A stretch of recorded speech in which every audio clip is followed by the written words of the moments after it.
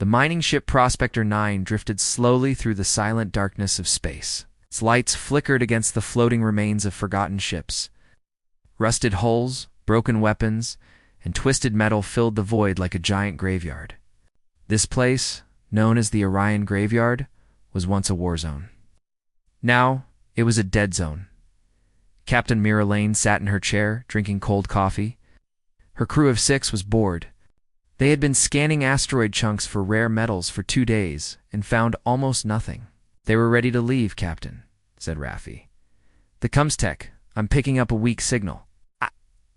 Mira raised an eyebrow. "Could be an old distress." "Beacon," she said. "No. This signal isn't a distress call. Something else. Repeating code. Human code. Really old. Location." Raffi tapped a few keys. 3,000 kilometers to starboard.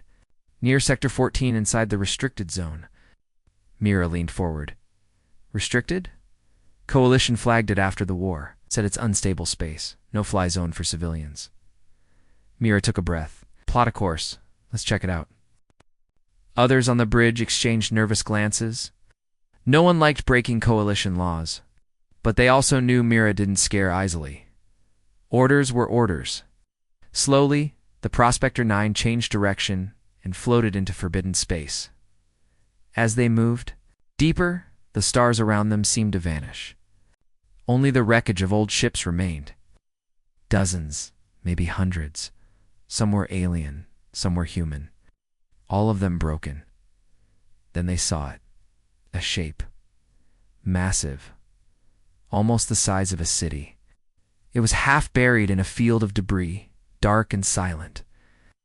It didn't look like a ship at first, more like a small moon.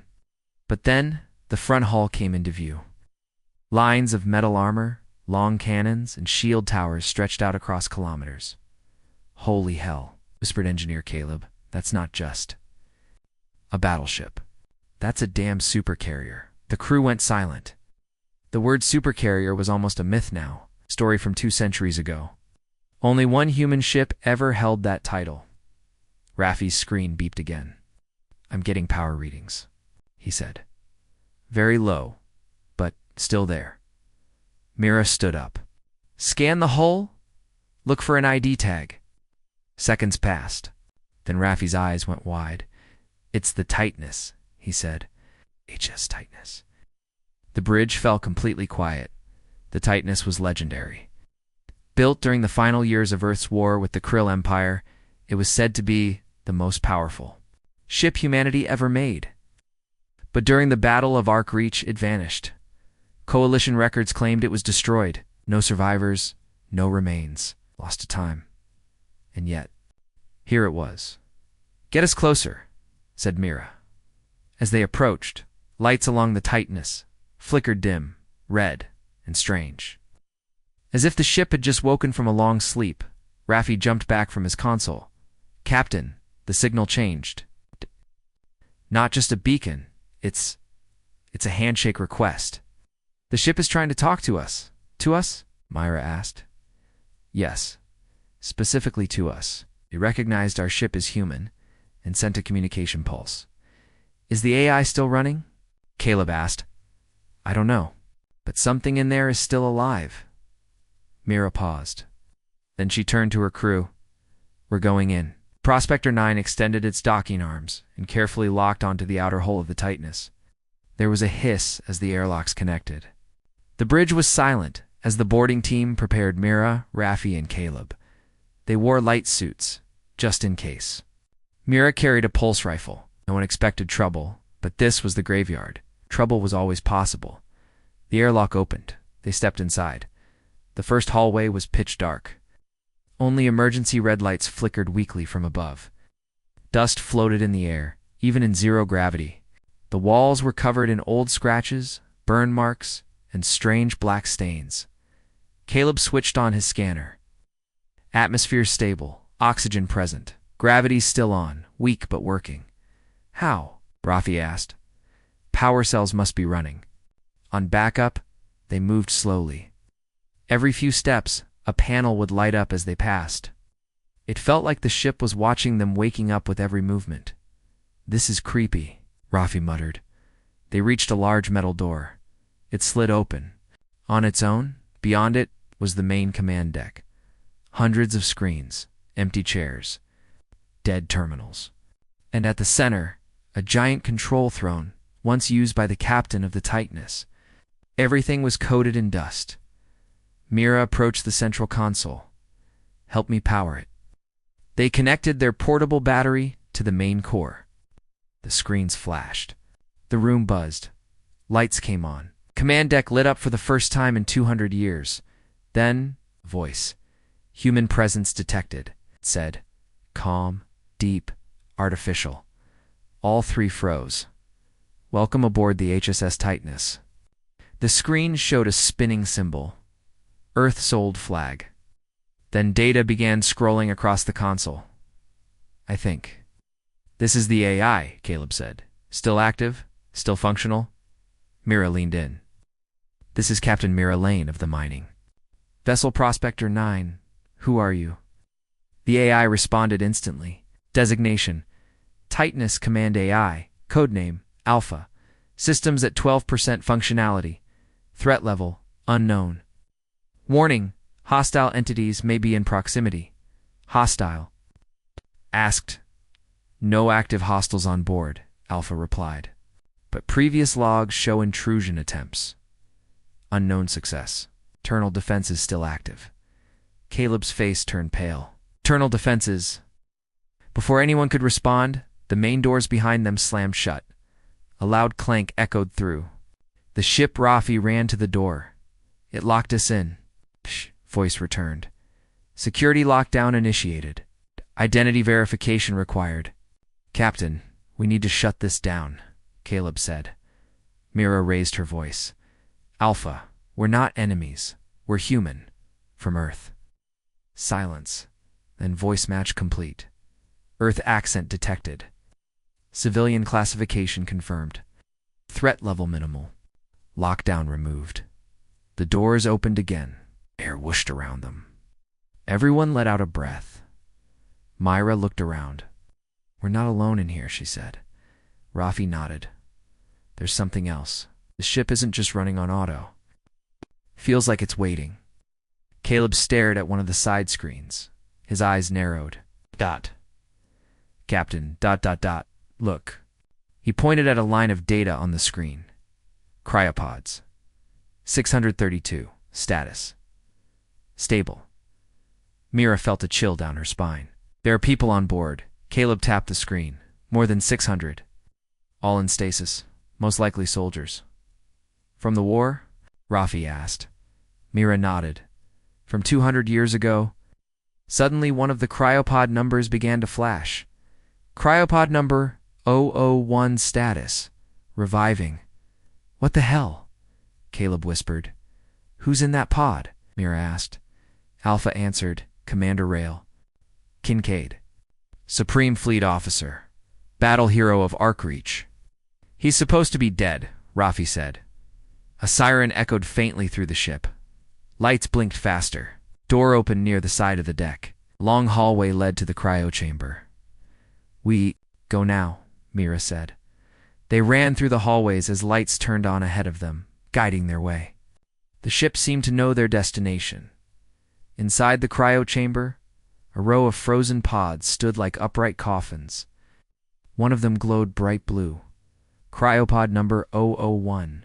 Its glass began to defrost. Steam hissed from the edges. Seconds later, the glass opened. A man stepped out. Pale skin, dark hair, wearing a black and gold military uniform, faded with time. He collapsed forward. Mira caught him. His eyes blinked open. He stared at her like he was looking through a dream. Titanus. Made it. You're safe? Mira said. You've been frozen for 200 years. His hands trembled. His voice cracked. No, he whispered. No, not 200 years. It's only been days. What do you mean? Commander Rail. Kincaid looked up, fear in his eyes. They're coming, he said. The Krill. They're not finished. They found. A way back, Titanus was the only ship that could stop them. That's why we hit it. That's why I stayed behind. Myra stood frozen. Commander Kincaid coughed. "You have to warn Earth. The war's not over. Not yet." No. Alarms began to sound again. This time louder. Urgent. "External proximity alert," Alpha said. Identified ships. "Scan range." Mira looked at her team. "Get him to the med bay. Get this ship ready." Because now they knew. Titanus didn't return by accident, and the graveyard wasn't empty anymore. The Titanus drifted like a sleeping giant in space, but something inside it had changed. Commander Rail Kincaid lay unconscious in the med bay. His skin was pale, body weak, and heartbeat slow. The automed systems tried to stabilize him while Captain Myra Lane stood nearby, watching closely. The AI Alpha had said there were more than 600 cryo-soldiers on board, all still sleeping, all unaware the war had ended centuries ago. Or perhaps that it had never really ended at all. "Captain," Rafi said through comms, "we've got movement." Myra rushed back to the bridge.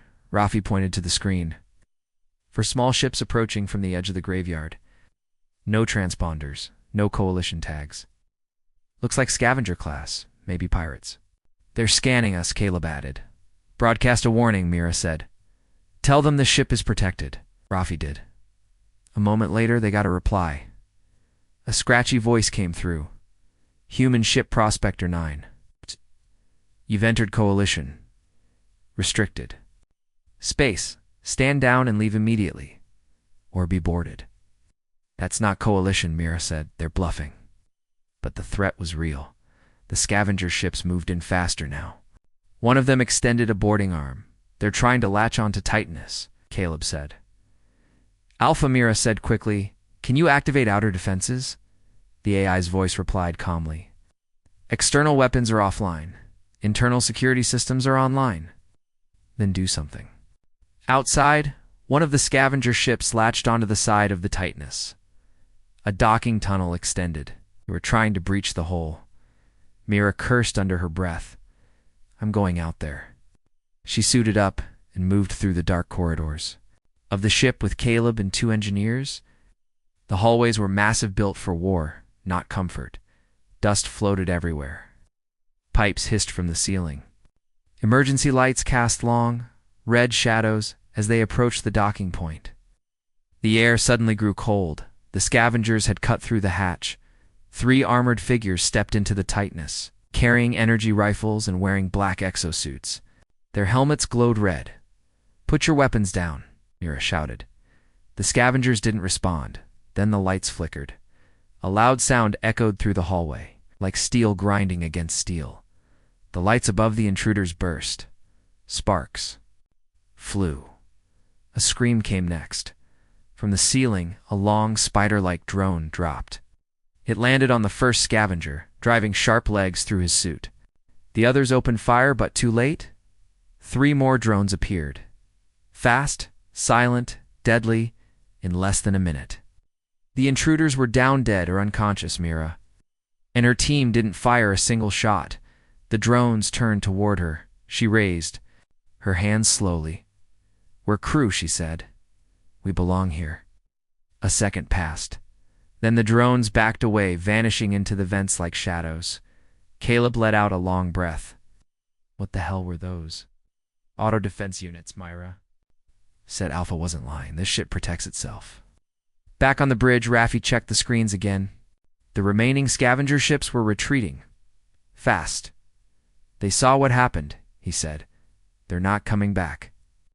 Mira stood at the center of the bridge. She looked at the ancient systems around her, the screens, the massive command throne, the endless data streaming from every part of the Titanus. And she realized something. This ship wasn't just some forgotten relic. It was alive. Alpha spoke again. "Captain Mira Lane. Hostile incursion prevented. Ship status, stable. Awaiting further instructions." "Begin system scan," she ordered. "We need to know how much of this ship still works." "Scanning," Alpha said. "Estimated time, 2 hours." While the scan ran, Mira returned to the medbay. Commander Rail Kincaid was awake now. He sat up slowly, eyes scanning the room. "You made it back," he said. Mira nodded. The world moved on without you. Rail looked down. I figured you said something before you collapsed. You said the krill are coming back. He looked up. Serious? They never left. You think they were defeated? No, they retreated. Went dark. We had intel secret, top level, showing they were building something on the edge of the galaxy. A new fleet. Bigger than anything we'd seen. Mira frowned. But that was 200 years ago. Rail shook his head. Oh, time doesn't pass. The same way in deep space anomalies. The Titanus was caught in one during the final battle. We thought we were gone for days. Turns out, centuries passed. Why didn't the krill return earlier? They weren't ready. But now, something woke up this ship. Something triggered Alpha. I don't think that was a mining signal. You think the krill are coming now? I'm sure of it. Mira stood quietly for a moment. Then she said, Then, we need to make this ship battle-ready. Rail tried to stand. We don't have time to wait. Easy, she said, helping him. You're still recovering. I'll recover later. Now we need to wake the others. Back! On the bridge, Alpha completed the system scan. Power levels at 18%, the AI said. Primary weapons offline. Secondary weapons at 30%. Engines. Damaged. Repair time. Estimated 17 days with minimal crew. Cryopod systems? Myra asked. Cryopod status? Stable. Command override required for mass revival? Rail placed his hand on the panel. Override code, Delta 70. Voice match, Commander Rail Kincaid.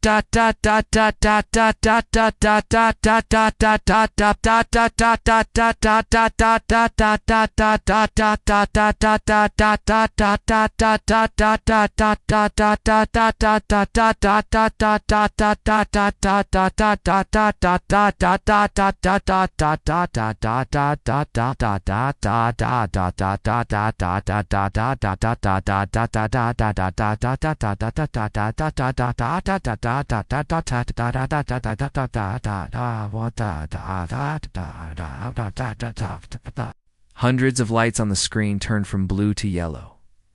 Slowly, across the deep chambers of the Titanus, the soldiers of Earth began to wake. In the next few hours, more than 40 soldiers were revived, just a small portion of the total crew. Confused, weak, but alive. Some cried, some stared in silence. All had one question. What year is it? Rail addressed them from the old command deck. His voice, though rough, was steady. We are soldiers of Earth. We were trained for war. That war never truly ended. The enemy is still out there. The galaxy has changed, but our mission has not. Titanus lives, and we will rise with it. The soldiers saluted. Mira watched from the side. She wasn't a soldier. She was a miner. But now, she knew this ship didn't belong in the past. It belonged in the fight ahead.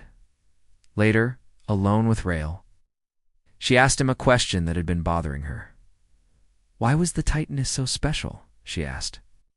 Why is it the only ship that could stop the krill? Rail looked at her. Because it carries a weapon that doesn't exist anywhere else. A prototype cannon experimental tech. Earth called it the spinal lance.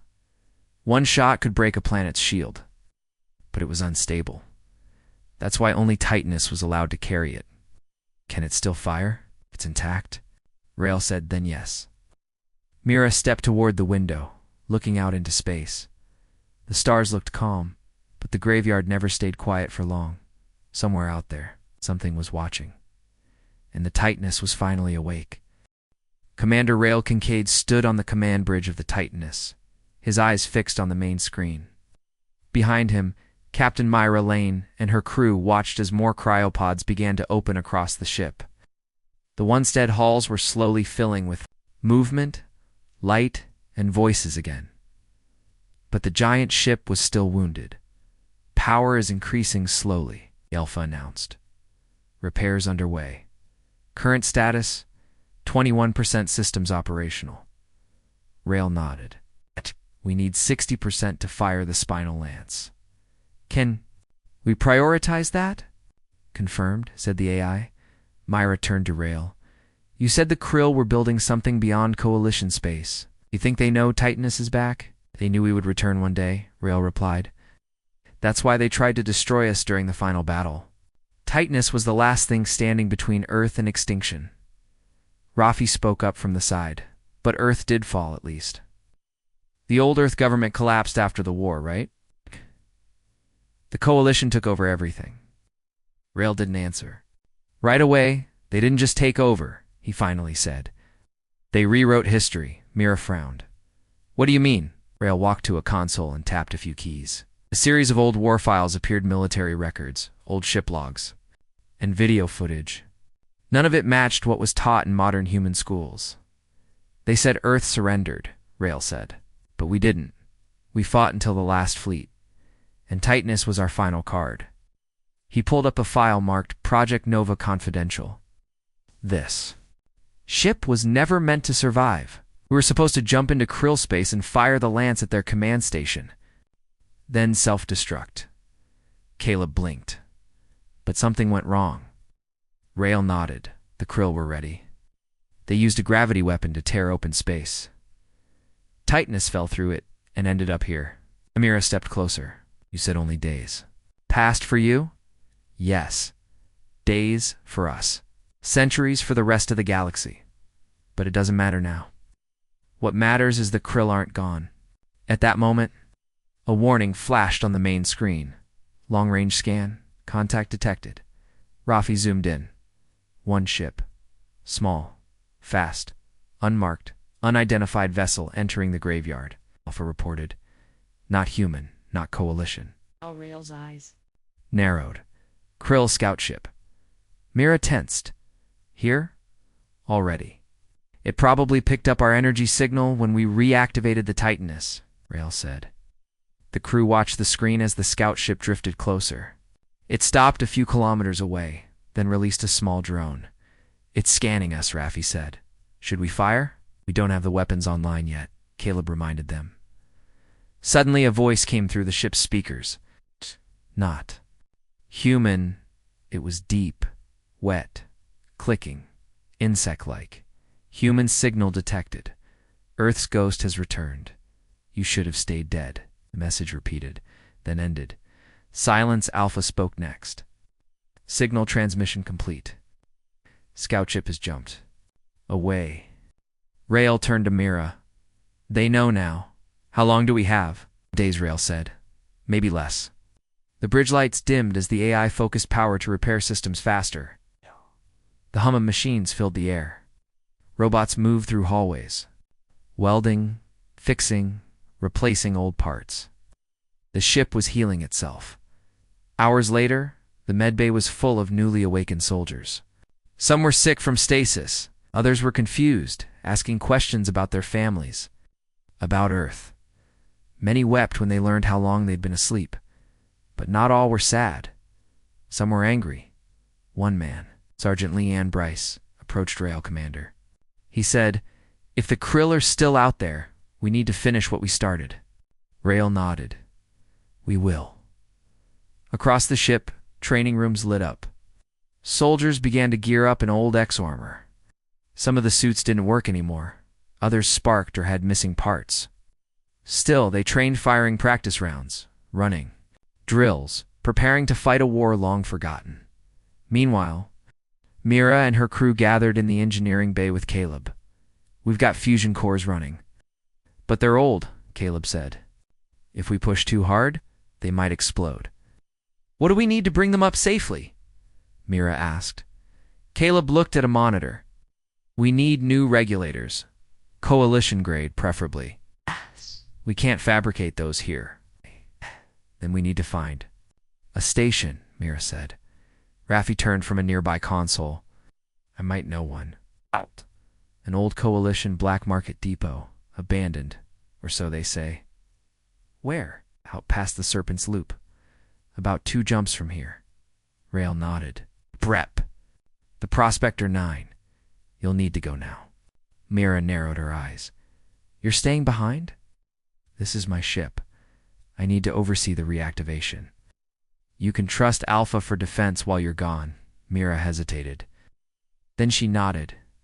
A few hours later, the Prospector 9 launched. Quietly from the docking bay. Mira, Raffi, and Caleb on board. Their mission: find parts, return fast, and avoid the krill. Back on the Titanus, the AI reported steady progress. Weapon systems at 37%, Alpha said. Hull repairs at 22%. Rail stood on the command bridge alone now, watching the stars. Then something strange happened. The lights flickered again, not from damage, from something else. The main screen glitched. For a second it showed something that shouldn't exist. A planet dark, burning, covered in black towers. Rail stepped forward. Alpha, what was that? Unknown anomaly. Possibly linked to memory core interference? Rail frowned. Show me again. The screen flickered, then returned to normal. No image available, Alpha said. File erased. Rail's eyes narrowed. That wasn't a memory glitch.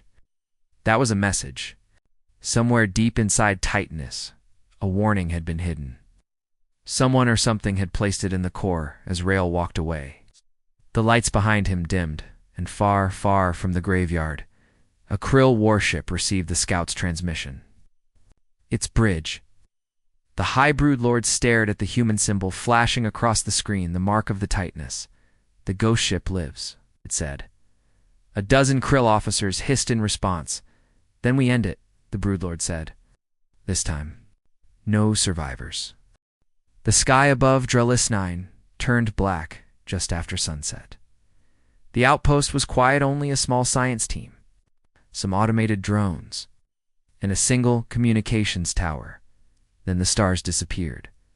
One by one, the scientists looked up, confused, until the first shadow moved across the sky. It wasn't a ship. It was a wall of darkness. No lights, no sound, only silence. Then came the scream, short, sharp, electronic hand. Then nothing. The tower went dark from orbit. The entire colony blinked out of existence, not destroyed, erased. Aboard the Titanus, alarms echoed through the halls. Kincaid snapped awake in his quarters, grabbed his datapad, and ran for the bridge. Report, he shouted as he entered. Outpost Dralis 9 went dark, said one of the revived officers. We lost signal at 0400 Standard Time. No distress. Call no trace.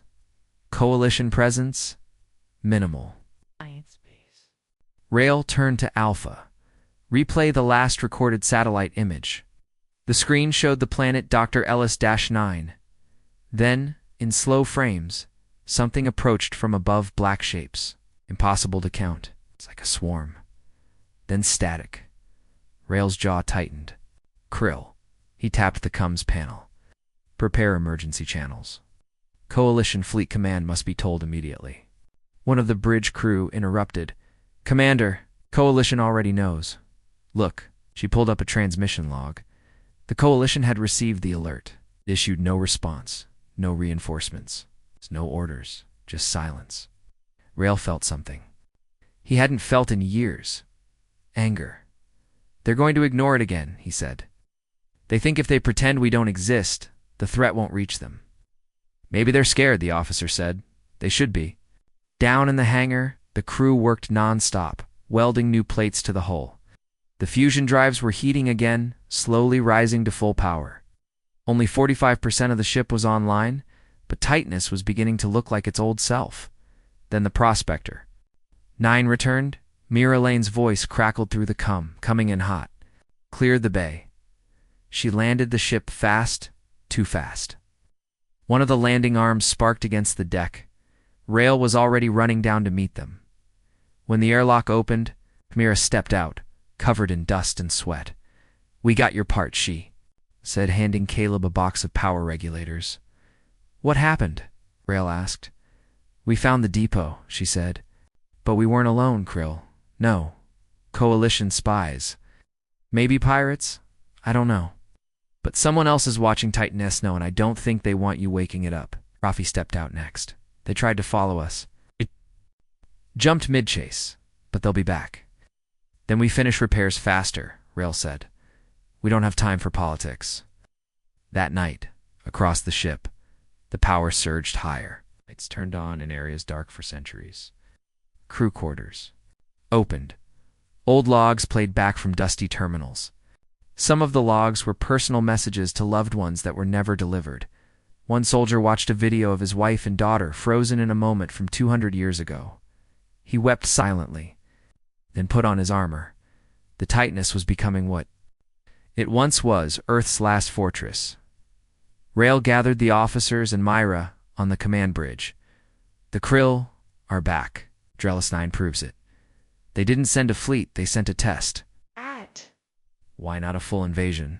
Mira asked. They're waiting to see how we respond, Rail said. And if the coalition stays silent, they'll move on every outer world. Caleb stepped forward. Then let's make noise. Rail smiled faintly. There's an abandoned cum tower on Callan Station. Old Earth tech. If we activate it, it'll broadcast across every major coalition channel. They won't be able to ignore us. Won't that make us a target? Mira asked. They already know where we are. She nodded. Let's do it. 2 days later, Titanus prepared for its first short-range jump in centuries. The engines weren't at full power, but Alpha calculated the risks. Successful jump probability, 78%. The AI said, better than expected, Rail muttered. The jump was rough. The walls shook. Lights flickered. One of the coolant lines burst near the engineering deck. But they made it. Callan Station drifted ahead, dark, silent, forgotten. Once a deep space relay built by Earth, it had been abandoned when the Coalition took control. Rail led the team inside. Dust floated through every corridor. Old flags of Earth still hung on the walls, faded to gray, inside the control room. The main console sparked as Caleb tried to reroute power. This thing's ancient, he said. Can you make it talk? Give me 10 minutes. As he worked, Mira looked out the window. A flash. Rail, she said quietly. We've got company. A single ship dropped out of FTL, sleek, black, covered in red markings. Krill, Rail's heart pounded. Alpha. Status, Titanus weapon systems at 52%. Engagement not advised. We don't need to fight, he said. We just need to broadcast. Caleb shouted. It's ready. Rail stepped to the console. He pressed the button. All Coalition systems.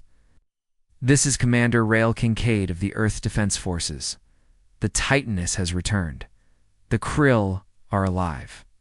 They've already destroyed Drellis 9. You need to stop pretending. The war is over. The message looped over and over. The Krill ship outside didn't move. Then, after a long pause, it turned and jumped away. No attack, no message, just gone. They're letting us speak, Mira said. Why? Rail looked at her. Because they want fear to spread before they attack. Aboard the Krill flagship, the Broodlord stared at the report from Callan Station. Let the humans scream, it said. Their allies will not listen. A new ship was under construction, larger than any seen before. Not just war, extinction. The Titanus floated alone in space. Behind it, the stars shimmered in quiet silence. In front of it, nothing but black void. Then dash movement. Rail Kincaid stood on the bridge as the alert came through. 5 Krill ships just dropped from FTL. Rafi said. Medium class. Scouting formation. They're testing us again, Rail said. But this time, we answer, weapon status, Mira asked. Alpha's voice filled the command deck. Primary weapons, 64%. Secondary turrets, 78%. Spinal lance, charging at 41%. Weapons are enough, Rail said. Bring the ship to battle stations. Klaxons echoed through the Titanus. Lights turned red. Soldiers ran through corridors. Automated drones slid from hidden compartments and began securing the ship. The crew moved fast. like they had trained for years because for them, only days had passed since their last battle, even if centuries had slipped by. On the main screen, the Krill fleet was closing in. Fast. No hesitation.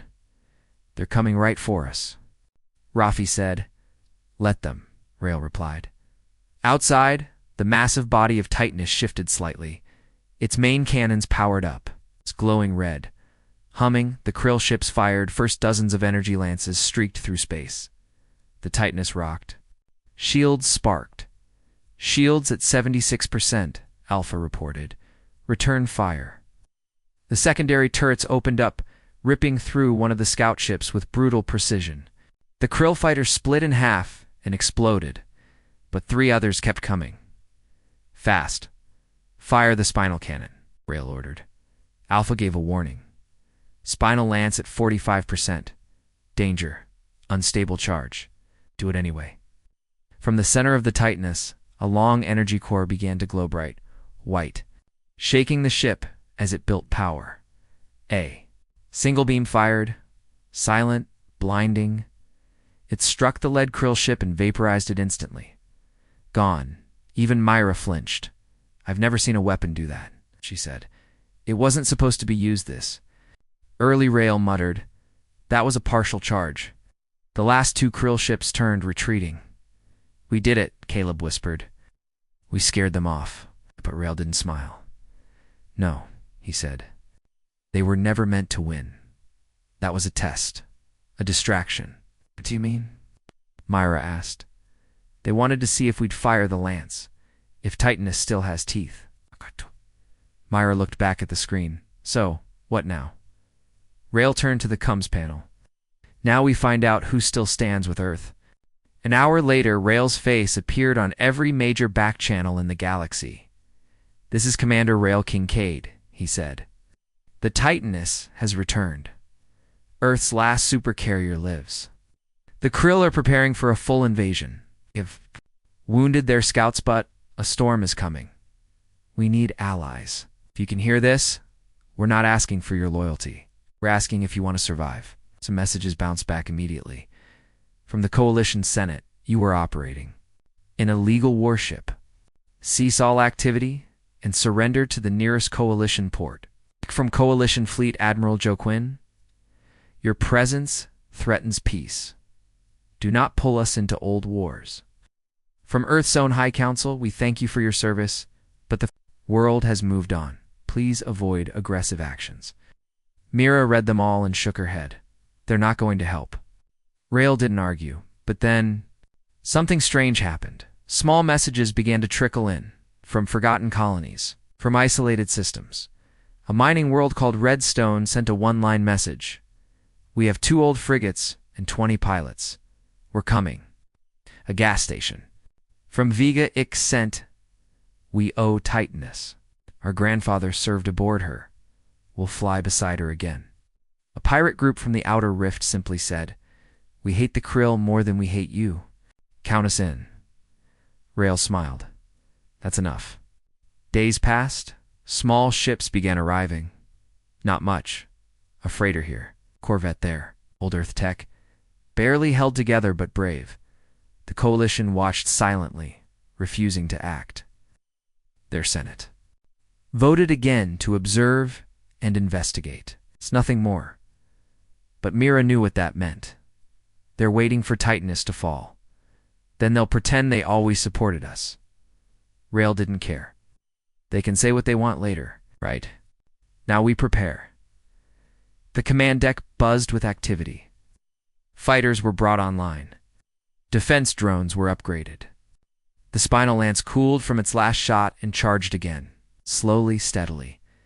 Then came the message. From the edge of the Serpent's halo, Krill Armada inbound, 200 ships. 1 flagship. Arrival in 48 hours. The crew went silent. Mira whispered. That's not a fleet. That's an execution. Rail nodded. Then we make them bleed first. On the eve of battle, the Titanus drifted in space, surrounded by a ragtag group of ships. No formation. No strategy, just courage.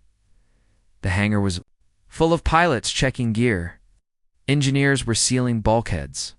Soldiers wrote final messages into personal logs just in case. Rail stood at the front of the command deck. Mira beside him. He opened a wideband channel. "This is the last warning before the fire," he said. "We are not here to win medals. We are not here to rewrite history. We're here to show the Krill that humanity still fights." He looked around at his crew. "Some of us are ghosts. Some of us are new. But today, we all stand together. If we fall, let them remember we did not fall quietly." The deck lit up red.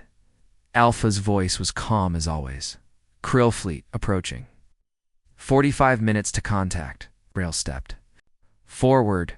All ships take battle positions." The final battle was coming, and the Titaness would not go down alone. The Krill fleet came like a black wave across the stars. Hundreds of ships, big ones, small ones. Some shaped like claws, others like sharp rocks. No lights, no color. Just death moving through space. The Titaness floated ahead of them, alone except for a handful of tiny rusty ships from forgotten corners of the galaxy. They looked like toys next to the Krill armada inside the command deck. Rail Kincaid stood still, watching the tactical map. Alpha spoke first. "Enemy flagship detected. Size. Triple the class of Titaness. Energy levels. Extreme." Myra stepped up beside him. "If that's their command ship, we're outgunned."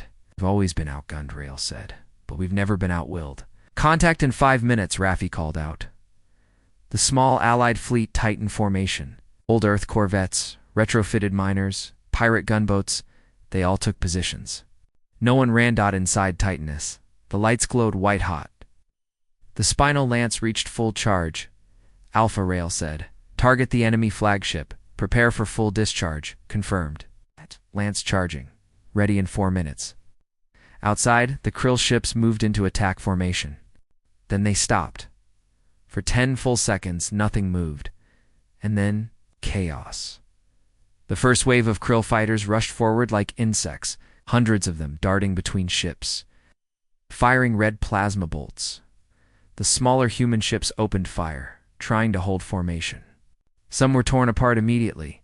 Others fought back hard, taking out 2 or 3 before dying. Inside Titaness, turrets locked on and opened fire. The ship shook from the recoil, blasting dozens of fighters in every direction. "Shields holding at 82%, Alpha called out. Then came the second wave, larger ships. "Cruiser class. They're going for our engines," Mir shouted. "Reroute shields to rear thrusters," Rail ordered, "and charge secondary cannons." Outside, a coalition scout ship exploded in flames. Another Earth's gunship was impaled by a Krill blade ship. Still, the Titaness held. Inside engineering, Caleb was surrounded by smoke, coolant pressure dropping. "Hold it together," Rail shouted through coms. Back on the bridge, a giant red triangle appeared on the screen. "Enemy flagship approaching." It was massive, almost too big to be real. Jagged, dark, pulsing with red energy. Alpha whispered, "Enemy command vessel now within lance range." "Fire," Rail said. The ship fared. The spinal lance released, pure energy, glowing like a white sun. It struck the Krill flagship's center. A massive explosion lit up space. But when the light faded, the enemy ship was still there, cracked, damaged, but alive. "It wasn't enough," Myra whispered. Rail stared at the screen. "Then we hit them again." But Alpha's voice turned cold. "Spinal lance offline. Core is melting. Estimated recharge time, 3 hours." They didn't have 3 hours. The Krill flagship fired back. A red energy beam tore across space and hit. Titaness full force. The Supercarrier shook violently. Fires broke out in 3 sections. Crew were thrown across rooms. Sparks flew from control panels. Shields at 28%. Raffi shouted. "We can't take another hit like that," Myra said. Rail made a decision. "Evacuate the small ships. Tell them to jump away if they can. We'll cover their retreat." "No," Myra snapped. "We came here to fight together." "We did," Rail said softly. "But they're the future. We're the shield." Mira clenched her fists and gave the order. "All ships, pull back. Let Titaness hold the line. One by one, the smaller ships broke off, making final shots before turning. Some were destroyed before jumping, others vanished into FTL, and the Titaness stayed alone, facing the Krill. Alpha, Rail said. Bring all remaining power to weapons. Confirmed. Across the ship, crew members strapped into emergency chairs, weapons locked, torpedoes loaded. Rail turned to Myra and Rafi. You don't have to stay. We're not leaving, Myra said. Rafi nodded. Started this with you. We'll finish it. Rail smiled for the first time in hours. Outside, the Krill flagship powered up for a final strike. Rail took one last breath. Fire all weapons. The Titaness roared. Torpedoes, cannons, lasers, everything. A storm of fire shot from the ship, slamming into the enemy. Explosions lit up the darkness. Inside, the Titaness hulls cracked. Fires broke through walls. The power core began to glow too hot. Core failure in 90 seconds, Alpha said. Myra looked at Rail. We're not making it out, no, he said. But we gave them a reason to remember. Outside, the Krill flagship broke apart, slowly, piece by piece. Then a final explosion lit the sky. Both ships' Titaness and the Krill behemoth were gone. Nothing remained but light and silence. 1 week later, a coalition news broadcast played across neutral space. In breaking news, the Krill fleet has been destroyed. A rogue Earth supercarrier known as Titaness is credited with the defense. Survivors from Allied ships confirm its final battle. Though the ship was lost, it saved thousands. The Coalition Senate has begun talks to reopen Earth defense discussions.